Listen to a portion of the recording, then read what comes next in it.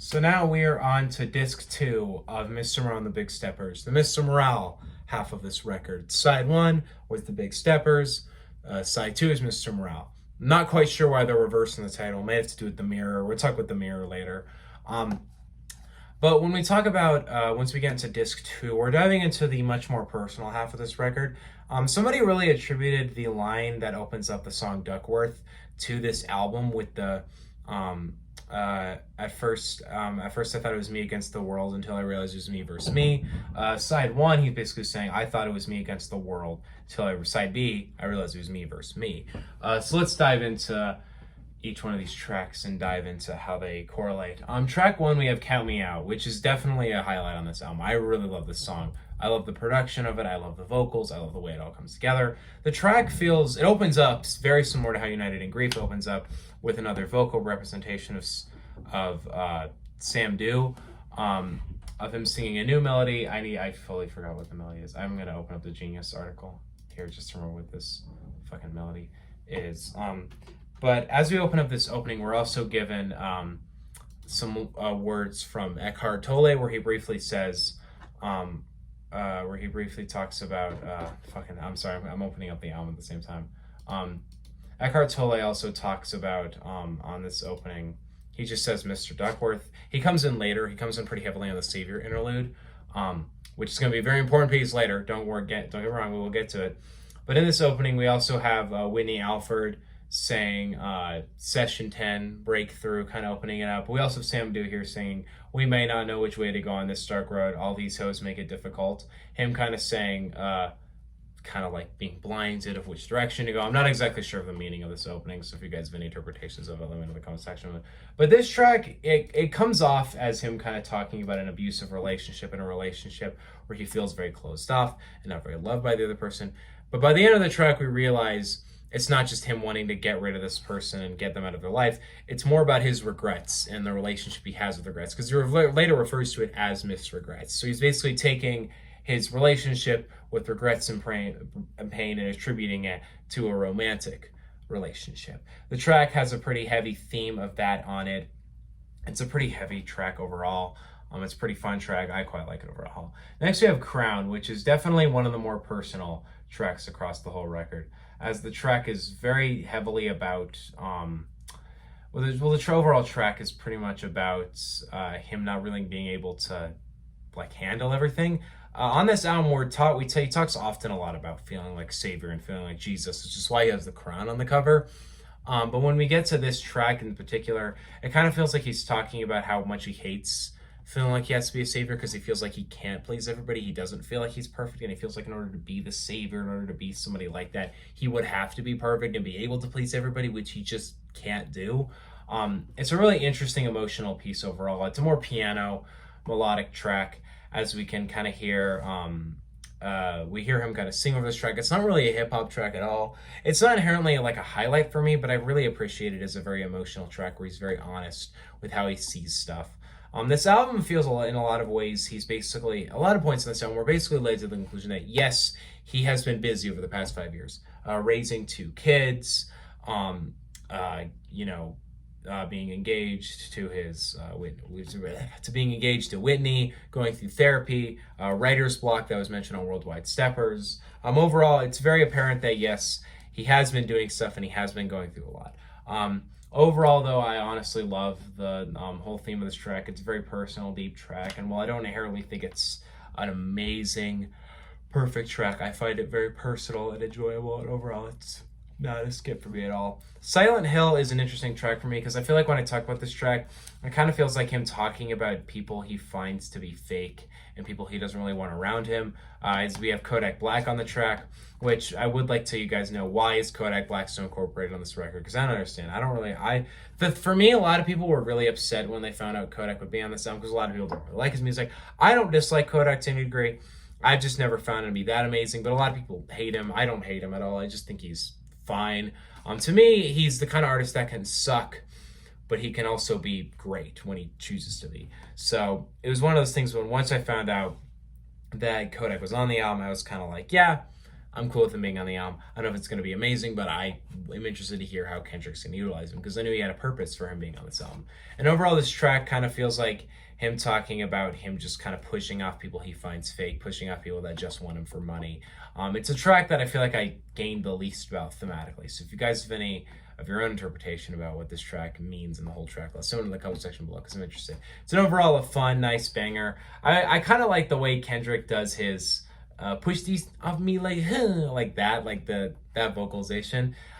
It's weird to me because it's something you'd expect Cardi or Kodak or somebody like that to do, but he's doing it and he's actually doing it very well. It's kind of funny when you hear an artist like Kendrick be kind of inspired by the styles of artists like Kodak and Cardi. And I fully believe that he wouldn't be doing this on the track if he didn't have Kodak on this track. He probably wouldn't be doing this. Overall, it's a fun track to me. I don't know if I call it a highlight, but I do really enjoy it overall. I think Kodak does this thing on this track. It's overall a fun track overall. It's not amazing, but I do quite like it. Next we have Savior Interlude, which is very, very similar to the last interlude, as it's not exactly the same theme and it's not exactly the same idea, but it's also Baby Keem kind of rhythmically talking about his pain and him growing up. And he also talks about everybody in his life and everybody he's surrounded in. There's some really cold bars. I need to find the one bar, because I'm not going to butcher this bar. I need to actually find out the bar, because it is a fucking hard-ass line. I need to find it, though, because I don't want to say it from memory, because it's just such a hard bar.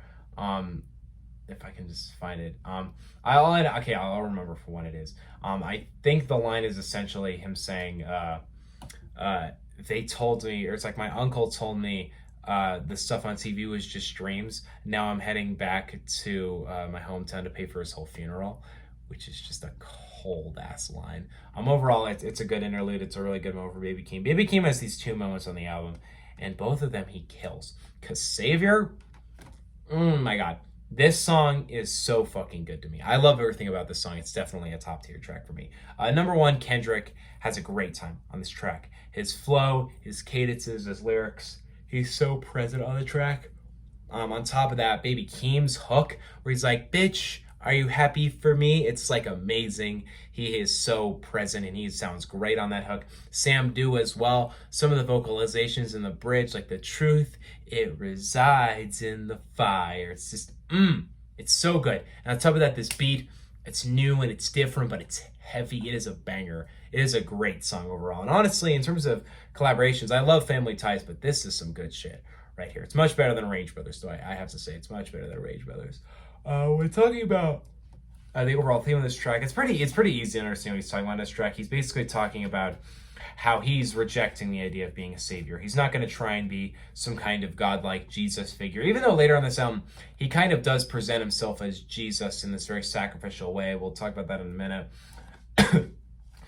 But, fuck. On the opening of this album, he says, Kendrick made you think about it, but he's not your savior. Cole made you feel empowered, but he's not your savior. He goes through all these black figures and saying, they're not your savior. Basically, I'm saying these are just celebrities. We're just people.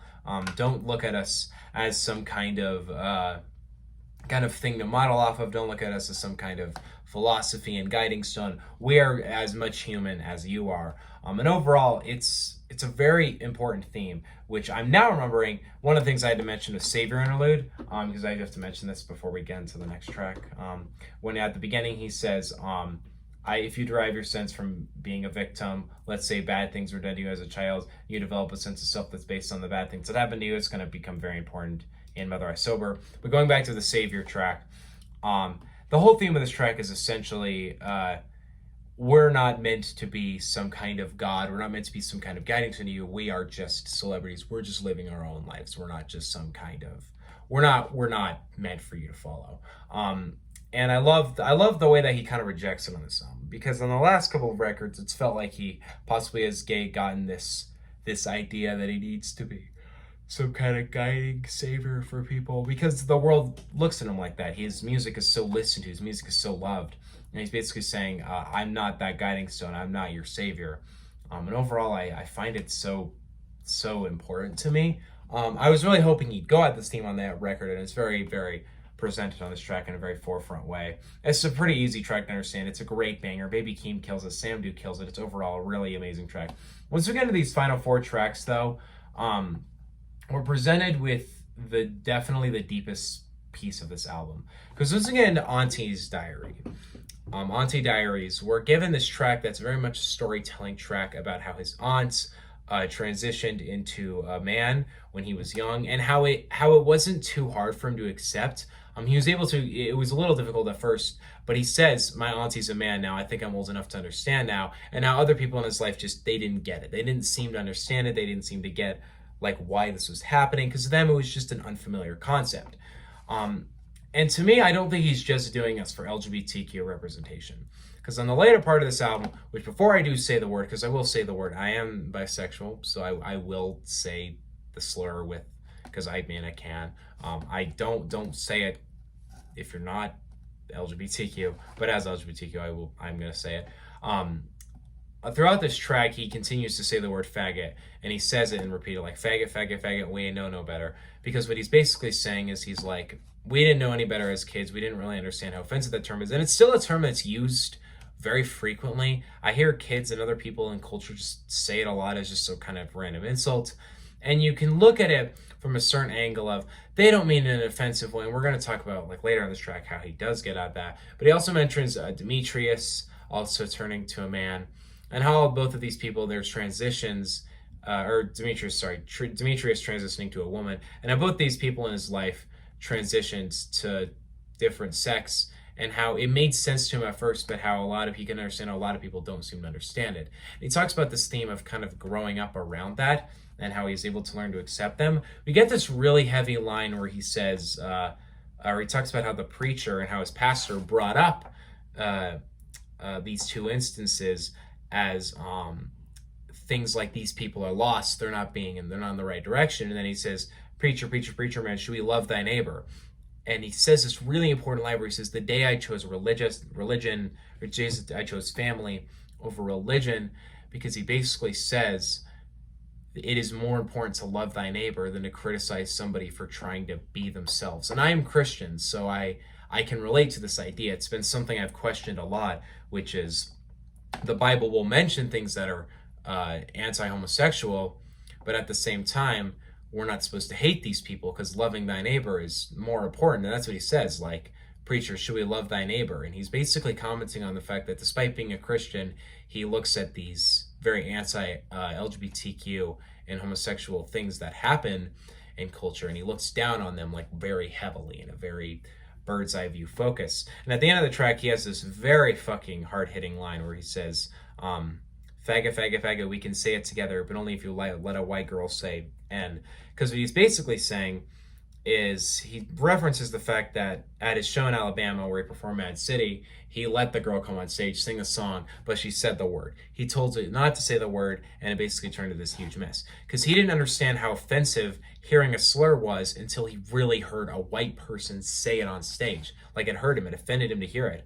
And then when later down the line, he reflects on the fact that he said faggot so much that he looks on it and he says, wow, I can see why this is offensive. We can all say faggot if you want us to, if you let white people say the N-word. Basically him saying, don't say that word, because if you look at it from a third person perspective, it's still a slur. It doesn't have the same history, but it's still an offensive term that you shouldn't use. It's a super important theme. And I can understand why people, and I mentioned this in the reaction, I can understand why people are offended by his use of the slur. Because to some people, it's just kind of you said it, you shouldn't be saying it. But I think the way he's presenting it, he doesn't want to shy away and just not say it and just omit the word entirely, because he loses the theme, he loses the impact of the word if he's just like the F slur, like if he just says that. Because if he just says the F-bomb, some people will think he's talking about the word fuck, but no, he's talking about that slur. And it seems like he's on this track, he's more talking about how he doesn't feel like it was right of him to use it. The reason he's using it now, though, is because he's looking at it from this perspective of, you shouldn't be saying this word. You shouldn't be.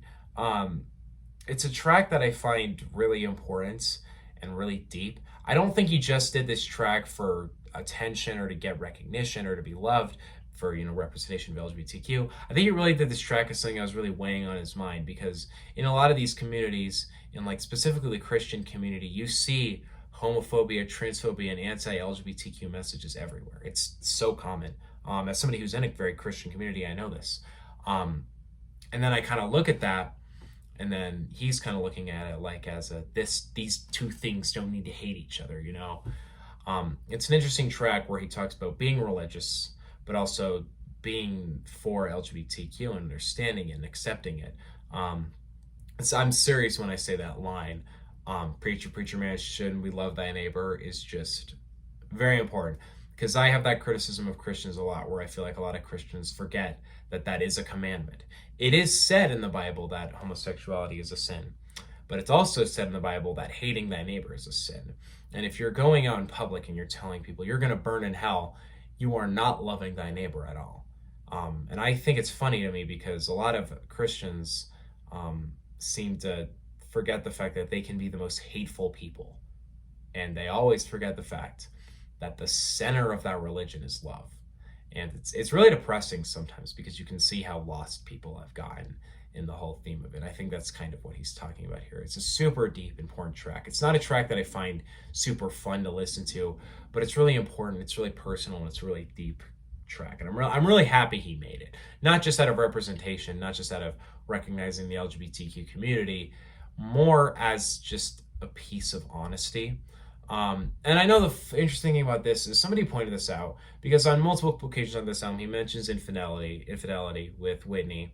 He mentions sex addiction. He mentions deficit spending, but he also mentions on this track, he says that slur. And he does a lot of these things that the media's kind of highlighted as like, Kendrick Lamar admits to cheating on his wife, or Kendrick Lamar is just a slur, when in reality, it's not just about what he said, it's why is he doing it? What is the theme behind this? Because you can just ignore it, throw it on a headline, and be like, hey, look at this public figure doing this. Somebody tied this to Savior pretty well, as it feels like a lot of people have turned Kendrick into another idol that they just don't see as another person, and they're like, either they're looking at it as, this project isn't what I wanted it to be, or he's mentioning bad things he did on this project. And it highlights the reasoning why I feel like he has to be so honest on this project. And I'll get into this more later, of him trying to be like this kind of guidance to people. But it's so interesting to watch the media slash at him the way they have, because of how honest he is on this record. We get into the track Mr. Morale, which is produced by Pharrell, brilliantly produced by Pharrell. Pharrell is obviously an amazing producer. It opens with a very interesting sample from I think it's some just football commentary channel, where you can hear this guy like, it was one of the worst performances of my life, which I feel like is kind of meant to be a little talk about that Mad City performance.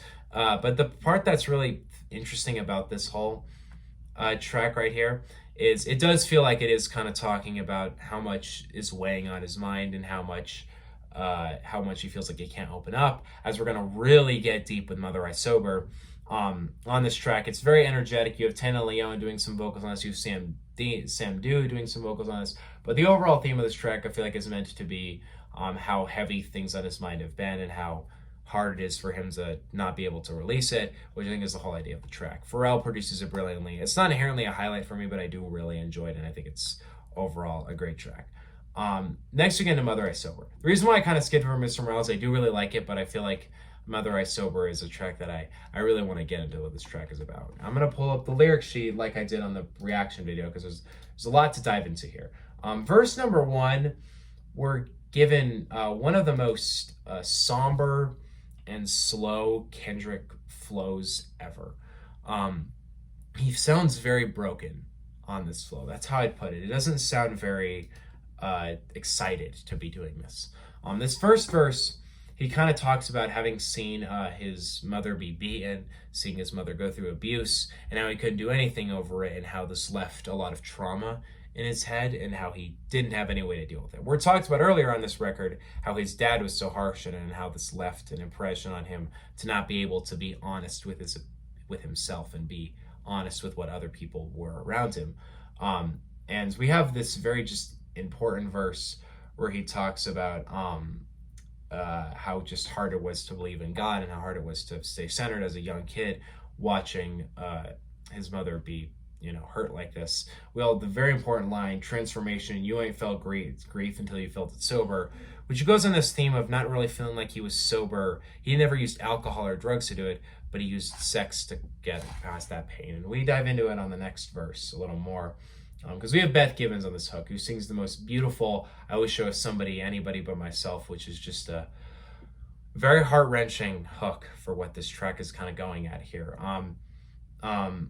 In this next track, it's really sad because we can hear him talking about how his mom asked him a lot, did his cousin touch him? And he continues to say, like, no, like, why would you think he did? No, he wasn't lying. He never lied. Like, he's like, no, he never touched me. But his mom didn't believe him. And the reason why his mom didn't believe him is because she had been, like, violated a lot as a kid. And she had undergone abuse. And she was just trying to make sure that he, hadn't gone through abuse. And just that kind of secondhand trauma, almost, and like people not believing him when he said that his cousin didn't touch him, but she didn't care really.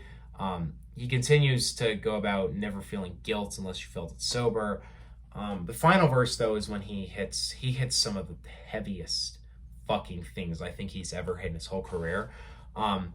He talks about on this track how he's never used drugs or alcohol to cover up pain and never used it as an escape, but he used sex as an escape. And it wasn't as obvious to him that it was an escape because it's not talked about as much. We talk about drugs, we talk about alcohol as the escapism, and he talks about it being sober throughout the album, but it's almost as if he wasn't really sober. He was using sex to cover it up and infidelity to cover it up. He talks about Whitney was also had to undergo violation and her own abuse and how this affected the world around him. And as we kind of go through this verse, we have this really important line where she said, broke me down. She looked in my eyes, said, is there an addiction? I said, no, but this time I lied. I knew that I can't fix it because he feels so broken that he can't go back. He can't repair himself. He undergoes therapy and he starts to kind of realize the sympathy he has because he realized, because he asked his mom, he went to his mom and he said, which by the way, I think I was wrong about Whitney having been violated. I just realized this now. I interpreted the line wrong. He's talking about his mom. Because when he goes to his mom and says, why didn't you believe me when I said no? And then she realizes that he had been violated. Later, he's basically saying, like, this trauma that I'd undergone and everything, I've been using sex to kind of get out of it. Whitney's done all she could, but she couldn't fully fix it. But then he gets really deep here as he talks about the conversation that's not being addressed in Black families about abuse. Because there's this very, very important thing that happens with generational trauma. And how that seems to work is it's like a cycle. You undergo trauma as a kid, and you can't recover from that trauma because you don't know how to. You don't know how to escape it. So once you have kids, you reproject that trauma on him. Similar thing as when Kendrick's dad isn't really letting Kendrick be honest with him. So down the line, when Kendrick actually does have to start being honest with people, he can't be because he never was able to as a kid. It's such a deep way to look at it, as he kind of sees it like as this psychotic torture, and as he feels like all this deep misogyny and hate just passed on through generations because nobody's willing to fix it and stand up. As he says the really, really, really impactful line where he says, I know secrets every other rapper sexually abused. I see them buried daily with chains and tattoos, basically saying, kind of going at that N95 theme where he's saying, you guys are covering up yourselves with this jewelry, with this money, with all this stuff, when in reality it's not who you are. There's genuinely something under that. And he's basically come up to admit his trauma and his abuse in the most personal and honest way possible on this track, so that people can also look at what he's doing and can follow him and admit their abuse and come to grips with their abuse, so that to stop the generational trauma that's been going on. So he basically takes his own pain, presents it on the table, and says, I hope my confidence to present on the table inspires you to do it. Because we all know that somebody being confident in saying something personal about themselves can make other people be personal about themselves. For instance, if somebody comes out as gay, somebody else can feel more inspired to come out as well. Certain things like that. And he uses it as just that kind of guidance for people. Somebody kind of described it as him kind of being a Jesus, like him kind of sacrificing himself so that people can kind of follow his example and be more honest with themselves.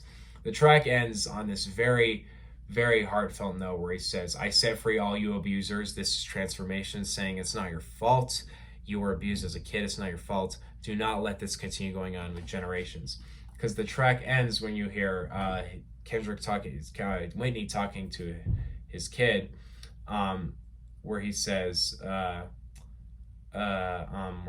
thank you, mommy, thank you, daddy, thank you, brother. And he says, you broke the generational curse, saying like, we're going to treat you right. We're going to make things good for you so that there's no trauma that gets passed down.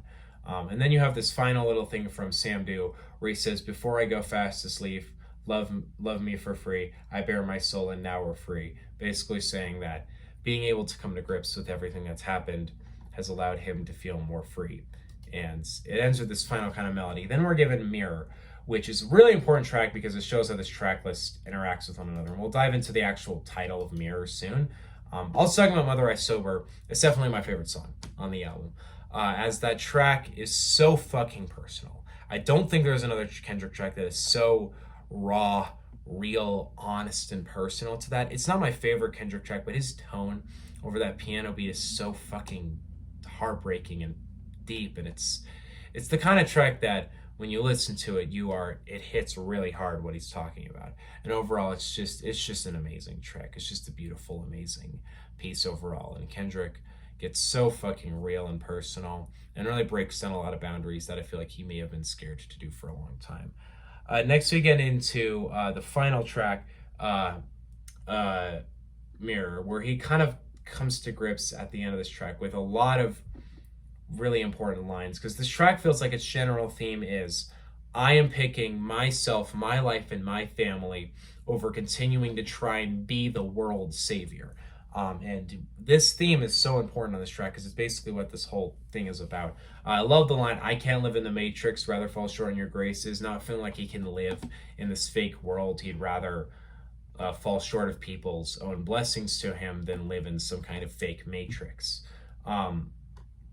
I love the whole chorus line is, I choose me, I'm sorry. Him saying, I'm going to be selfish here because I can't lie to people. I have to choose my family. I have to do this. I have to do that. There are a lot of other important lines on this track where he kind of talks about a girl not giving him honesty, not letting him be honest, which I still think is meant to be about misregret. I'm not really sure. I haven't dove into that piece all that much. But the final piece of this line, the final line of this track that hits very, very hard, and whenever I listen to the track, I damn near tear up when I hear this line, which is just the, sorry I didn't save the world, my friend. I was too busy building mine again. It feels like just this like goodbye to the fan base. It feels like a goodbye to his people, as he's basically saying, I'm not going to try and be your savior, your master. I'm not going to try and be this Jesus figure to you because I have my own life to live. I have my own family. And I love when he says, I'm sorry I wasn't around. I'm sorry I wasn't around to help you guys through COVID, through Black Lives Matter, through all this stuff. I'm sorry I didn't save the world as you feel like I could have. I was too busy building mine again. I was too busy raising my family, building the relationship with my wife, but recovering from my past, going through therapy, fixing myself, and basically ending the note on, without my opinion, the most personal note Kendrick's ever ended a record on.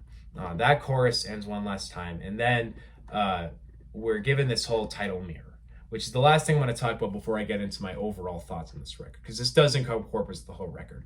This Mirror track ends the track on this kind of infinite, I don't know if I'd say infinite loop, but it relates the reason why it's 2 discs, 2 9-track discs. Because if you do look at it, there are certain things that seem to come up as a mirror. If you look at it like this, if you're on like your Spotify page, if you look at where it says disc 2, it has to be on Chrome. Look at the line basically between Purple Hearts and Count Me Out. Things start to kind of mirror, not only just instrumentally, but thematically from this point as tracks get more personal and such. The interludes are exactly as far away from the middle as each other are. And the album basically ends as this whole mirroring in terms of themes and such, as album number 1 is this bigger criticism of how people see the world. But the final disc, he's very honest and real about his own issues and his own trauma and how personal he has to be. And when we're basically walk out of this record, we walk out of not only a really fucking great album, but personal album, one of the most personal records I think I've heard this decade. It's a true, honest storytelling piece from Kendrick, where he's looking at the world and he's looking at the pain everybody goes through and the trauma and how nobody's being honest, and how he's decided, rather than getting mad at people and saying you should be more honest with the people, he's sitting there like, you know what, I'm going to be an example, I'm going to be honest, I'm going to be truthful, I'm going to be myself, and hopefully I will inspire you. The album ends up ending on this note that's just very heartfelt and very beautiful, and in the theme that Kendrick's basically saying, I want to be the figure for you guys to follow. Inherently, it's not like a perfect record. There are issues with it, but I find the album so personal and so real that it's hard to want to criticize it. You know, it's hard to not just want to look at Kendrick's incredibly personal and real and honest look at life and look at everything that's happened in hip hop over the past decade as just something truly brutally honest. The album isn't about just Kendrick being the greatest rapper or anything. It's this very humble piece where he's coming to grips with his own pain and presenting his own pain to people, not as a way of selling it, but as a way of letting people look at it, absorb it, and use it to cover their own pain and their own struggles. I remember I saw Sean C. tell people that this album started a conversation about selling your trauma. I think that's the fucking worst interpretation of this record, is selling trauma. It's not. If you interpret it that way, you're looking at it in the most cynical way possible. Because you can look at it as him selling his trauma. Him using his own pain, the pain people have ever gone through, and just the general life he's had, and using the pain there to sell it and make music. To me, though, he's using that pain as something to look to. People can look at the pain he's gone through. They can look at everything that's happened, and they can say to themselves, he's being honest with himself. Maybe I can. Fuck, since this record has come out, I've been a lot more honest with my own personal demons and such. I can say that I've been a little interested and inspired by this record. And I don't think I'm the only one. It feels very honest and personal. This is not the kind of album that you listen to one time and then you add a couple songs to your playlist and then you forget about it next week and you call it mid and you give it like an out of 10 rating. You spend time with it.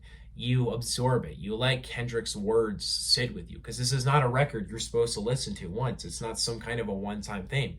It's meant to be this genuine, honest, and deep album about being truthful to the people around you and being honest and finding peace and finding love.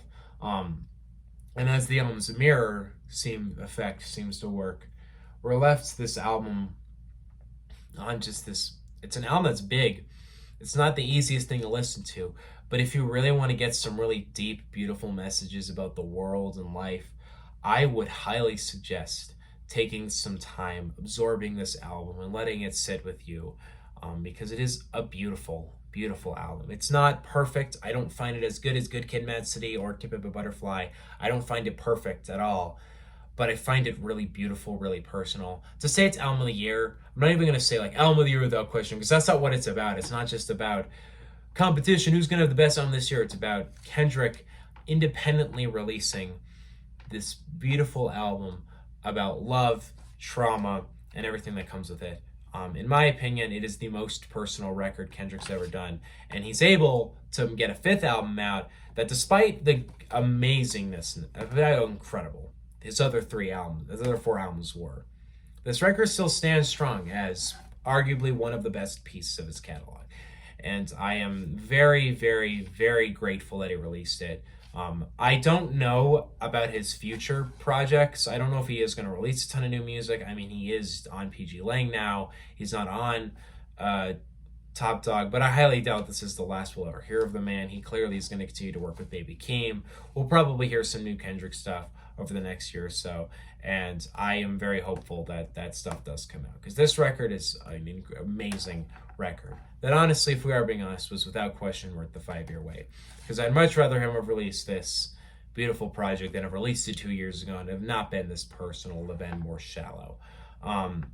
honestly, I know it's not the kind of record that you get a bunch of party bangers from, you have a bunch of fun listening to, but if you want some genuinely really deep food for thought and some stuff that could very much inspire and help you if you've had some trauma and issues, I highly suggest taking your time with this record because it is pretty incredible in my opinion.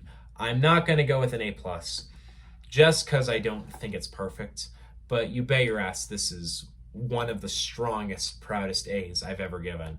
I really wanted to give it an A+. In fact, on my second listen, I was pretty sure I was going to give it an A+. But I feel like I've come to the conclusion that an album has to really have a certain impact on me to really give it an A+. And it feels weird for me to give an album an A+ when I know there are direct flaws from it. Which, yes, means that Silk Sonic is still undefeated as my favorite album of the decade. I don't know who's going to beat that, because if Kendrick can't beat it, who can? But overall, Kendrick Lamar, Mr. Morale and the Big Steppers, beautiful album, definitely an A for me. What do you guys think on this record, though? Let me know in the comment section below. I have some other reviews coming soon. I don't know, I'm going to re-listen to Harry Styles' new album. I probably won't end up reviewing it, but I will listen to it. Other than Harry Styles, there are some new stuff coming up. I know on the 17th, we have that new Logic album, which I'm pretty excited for. And we have a new Joy Badass album, which I'm pretty excited for. We have there's a new single that's supposed to be coming out with Eminem called The King and I, which I'm pretty excited to hear. It's from the new Elvis soundtrack. I heard a snippet from it. Obviously, he released a snippet. It sounds incredible with CeeLo Green on that. Eminem's also releasing his Eminem Show Deluxe pack. So I have a feeling, I got a feeling, we are not too far away from a new album. I'm not saying that with certainty, but he's been a lot more active lately. He tweeted that thing about this album too. He said like, yo Dre, this new Kendrick's crazy. That has to be an allude to something. So I'm hoping we do get some new Eminem next. But hey, we finally got a Kendrick record, and it was amazing. What do you guys think on Mr. Morale and the Big Steppers? Let me know your interpretations and everything in the comment section below. Sorry this review is 2 parts. I decided I didn't want to do one big hour part, and I just said I'm just going to do 2 separate videos over 2 separate days. I thought it was a cool idea to do one video on side A and one video on side B. See you guys next time. Peace out. I don't know if I really have any other deep thoughts or opinions. Let me know if you guys think I got any interpretations wrong and your overall thoughts on this record. Peace out and bye.